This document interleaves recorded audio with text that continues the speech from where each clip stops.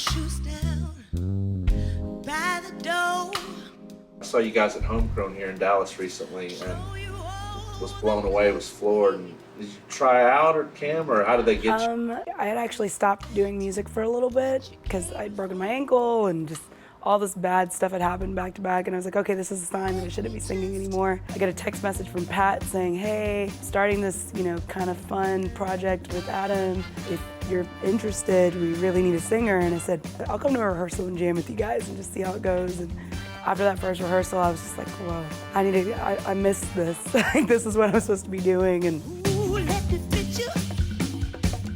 Let me fit you with a new glove.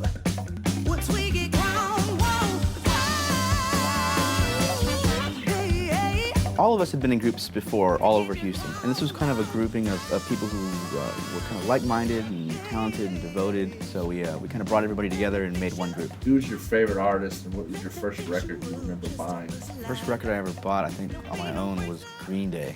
But from that I got into, a little bit more obscure punk rock and ska music, and from that I got into more reggae music, which is how I met most of the people in the Suffers.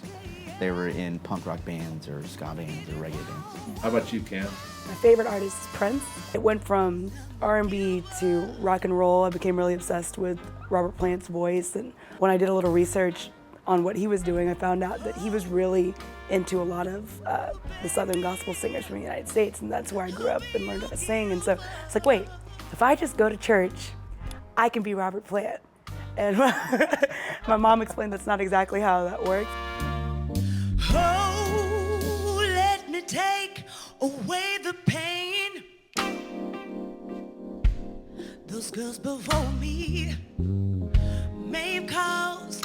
Over the years, it went from soul, rock and roll, punk rock, ska, and that's how I ended up meeting all these guys. Do you play often out in Houston, the clubs, or is it more festivals? It's been mostly festivals, but I know I prefer that just because you get to interact with so many different artists. I know when we played Homegrown here, I got to see, like Sam Lau for the first time. I was just like, wow, this is awesome. I didn't even know that, Dallas had that. You guys don't have a full-length album out yet. What's the plans for that? The album is done.